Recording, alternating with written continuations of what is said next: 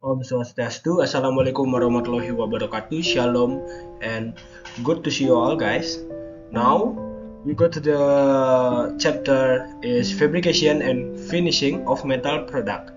And let me introduce myself. I'm Yudis Chrisantya, and I have a number code is 2305531. And our lecturer is Professor Dr. Tjokorda Gde Tirta Nindhia, MT M Eng, and the material is Metallurgy with the code TM2301, and I'm from Mechanical Engineering, Technical Faculty, Udayana University.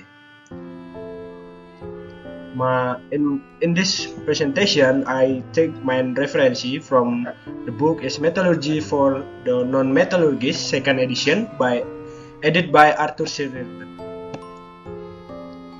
And fabrication and finishing of metal product have a lot sub chapter.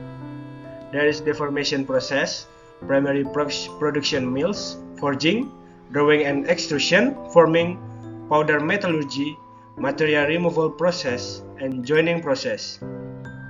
In the fabrication and finishing of metal product, these are subject to mechanical reduction operation.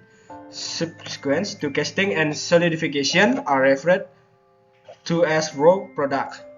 This product can be shaped, finished, and assembled by using a variety of metalworking technique, which may include method for forming, material removal, and joining. This chapter describes in limited detail these metalworking technologies, is like bulk forming of metal in the products of road work product, sheet forming and bending of metals, powder processing to consolidate and densify powders into a net-shaped part, material removal, processing such as drilling, milling, cutting, and grinding, joining process such as welding, soldering, and brazing. And now we go to the first subchapter, that is deformation process. In metalworking process, a workpiece such as billet or a blank sheet, for example, can be plastically deformed by a set of tools or dies to obtain the desired final thickness and geometrical configuration. Metal forming process can be classified into two general categories. There is bulk or massive forming operation, and the last one is bending and sheet forming operation. Sheet forming is something simple referred to as forming. In the broadest and most accepted sense, however, the term forming can be used to describe both bulk deformation process, sheet forming, and bending process. The major distinction between bulk and sheet forming is the nature of the resulting deformation. Bulk forming operation typically involve multidirectional deformation through the volume of the work mass. The generic types of bulk working methods include extraction, forging, rolling, and drawing. Some methods, such as open die forging and radial forging, and are used in both primarily mill produce and in the production of finished part. In contrast to bulk forming, sheet forming typically involves local deformation. During sheet forming, a piece of sheet metal is plastically deformed by tensile loads into a three-dimensional shape, often without a significant change in the thickness or surface characteristics.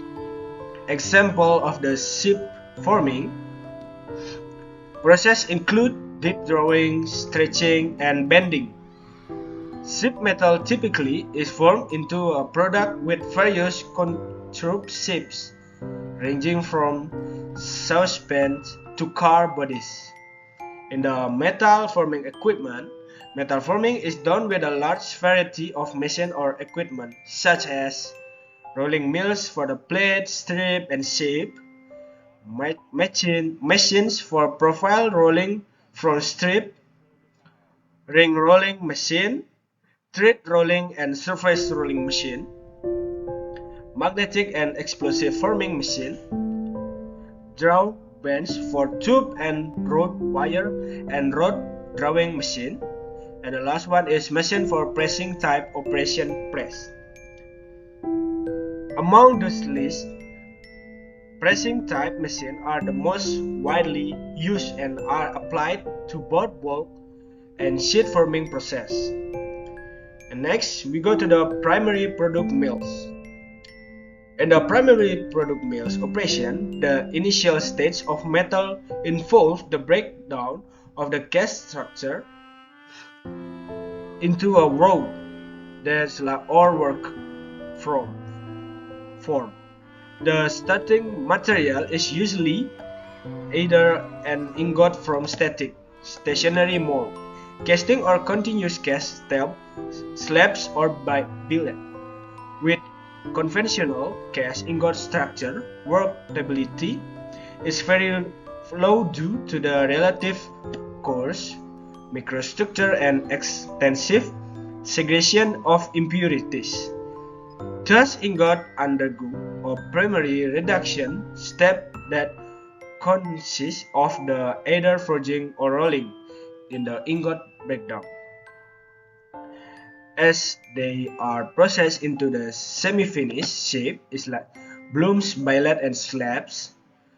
Continuously, cast alloy require no primary reduction step. The next step is the mill processing of blooms, billet, and slabs to produce various products from such as a plate, sheet, strip, and bar. In the ingot breakdown, many ingots continue to be statically cast because not all ferrous and non-ferrous metal are capable of being continuously cast due to their relative coarse and inherently weak microstructure. The temperature range over which ingot structure can be forged vary remotely. As you can see in here, we have three types. It's like blooms, billet, and slabs. And now we next to the forging. In the forging, in its basic form, forging consists of applying compressive stress to a piece of metal known as a workpiece between a pair of dies in order to permanently change its physical dimension or geometry. Large forging and processed by primarily mills, but forgers also pure cast product in the forms of bars, billet, or brooms for subsequent forging on hammers and press. Various types of forging process are listed in table. And in here we can see the first is open die forging, sometimes known as hand smith hammer, and flat die forging is a process in which the metal workpiece is not confined by dies. Open die forging works the start was stopped by progressive blows between two anvils or dies, one of which is stationary while the other is actuated by large press. And the next is roll forging, also known as a hot forge rolling. It's a process for simultaneously reducing the cross-sectional area and change the shape of the head bars, billets, or plates by passing them between two driven rolls that rotate in opposite direction and have one or more matching impression in each roll. The basic advantage of the roll forging process includes continuous product or forged products with very short cycle time and high production rates suitable for mass production. Improve grain flow, better surface finish and breakdown of scale in steel forging, performs mass distribution that save materials, reduce flash, increase die life, and reduce cost in subsequent finish forging operation. The next is radial forging. During radial forging, the material is forged by between four dies that are arranged in one plane with two opposing dies acting on the piece simultaneously. This approach eliminates the spreading observed in open die forging and restricts expansion of the material primarily to the axial direction of the bar. And next is the hot offset forging. It's essentially a process used for enlarging and reshaping part of the cross-sectional arc of a bar or tube, or for increasing the internal soundness of an ingot prior to traditional open die forging. Heated forging stock is held between grooved dies and pressure is applied to the end of the stock in the direction of its axis. And the last one is the cold forging. Has advantage over machining as a part making process. There is waste material is not generated. It's like machining produce chips. The tensile strength of the forging stock is improved and grain flow can be controlled as in a conventional forging, while for cold heading general is available in 5 levels based on surface quality. In order increasing quality and cost, there are industrial quality, cold heading quality, research head or scrapless nut quality, special head quality, and the last one is cold turner ground or safe wire as like seamless. Now we go to the drawing and extraction.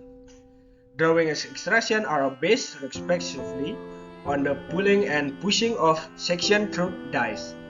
In the drawing process, the crescendo are end or shape of a rod bar, tube, or wire reduced by pulling it are created by the pulling force and the exit from the die and by the die configuration. Metal flow during extraction through a conical die is analogous to drawing because the metal is forged through the die region. The drawing is one of the oldest metal forming operations to make long product with excellent surface finish, closely controlled dimension, and constant cross section. Wire and tubes are drawn in a similar manner. The general practice is to plate a mandrel, also called a plug or solid bar with a blunt end inside the tube. Extraction is a deformation process used to produce long, straight, semi-finished metal products such as a bar, solid and hollow section, tubes, wire, and strip. In the extraction have two types. There is hot extraction technology. There is ferrule, billets or wood ingot can be worked in the extrusion press, which is an open-ended die. A ram moves to the metal through the die, which determines the shape of the extrude shape. For hot extrusion working, the billet temperature is typically generated that required to sustain strain hardening during deformation. And the cold extrusion is a process metal is squeezing or squirted through a hole in a die. Low melting point and relative ductile metals such as aluminum, tin, and lead are usually extruded. The most commonly cold extruded metal are, in order of increasing processing difficulty, aluminum and aluminum alloys, copper alloys, low and medium carbon steel, modified carbon steel, low alloy steel, and the last one is stainless steel. The next we go to the forming. Metal bar, tube, plate, and sheet are the formed by various bending, stretching, and drawing operation. Bar and tube are formed mainly by bending operations such as compressing bending, stretch bending, draw bending, and roll bending. Spring back is a major factor of the forming operation. As example, considers as a simple bend, the tensile stress is a maximum at the outside surface of the bend and decrease toward the center of the sheet thickness. The stress is a zero at the neutral axis. As we can see in here, the 0 point is the neutral axis is like exactly in here.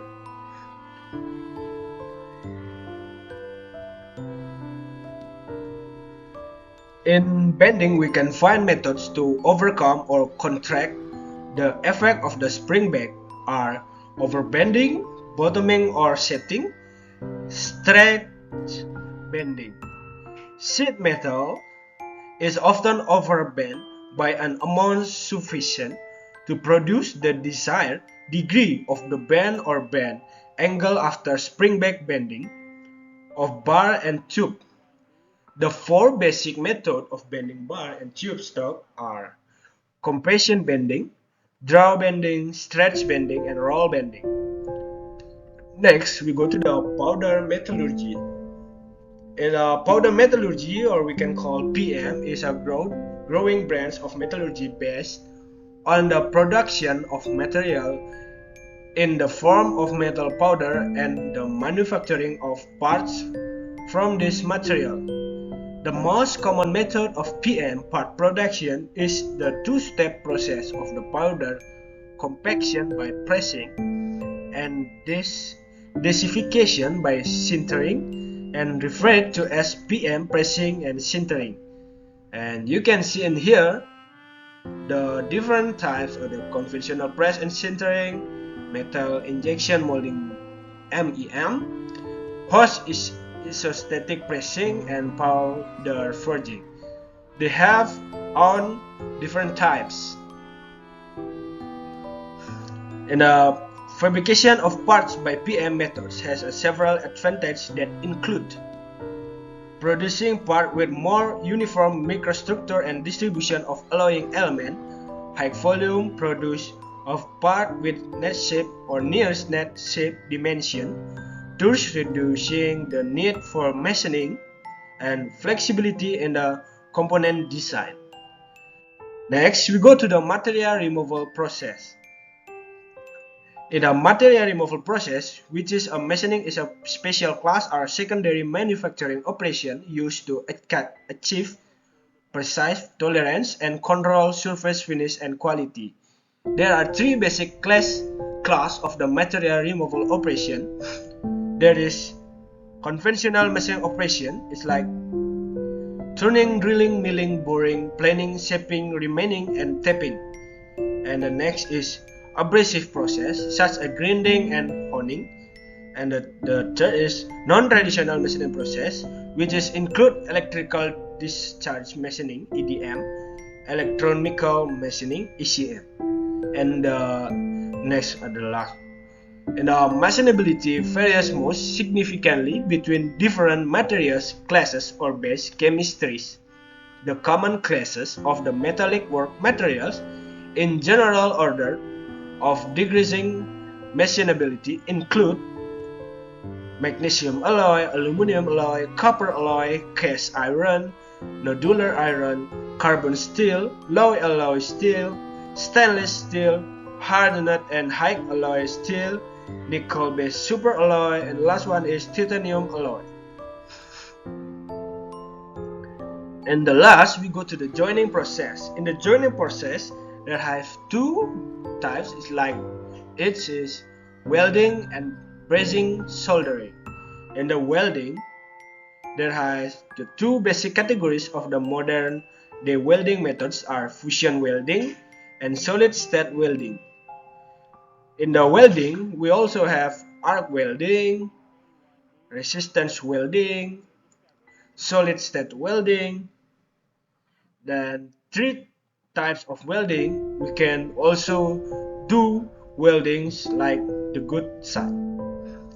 And in the brazing and soldering, there is brazing involves joining solid metals in close proximity by introducing a liquid metals that melts about 4,050 degrees, and soldering like brazing the substrate material remaining solid during soldering. That's what I can present to you guys, and I hope have a value for all of you. And the last one, I say thank you.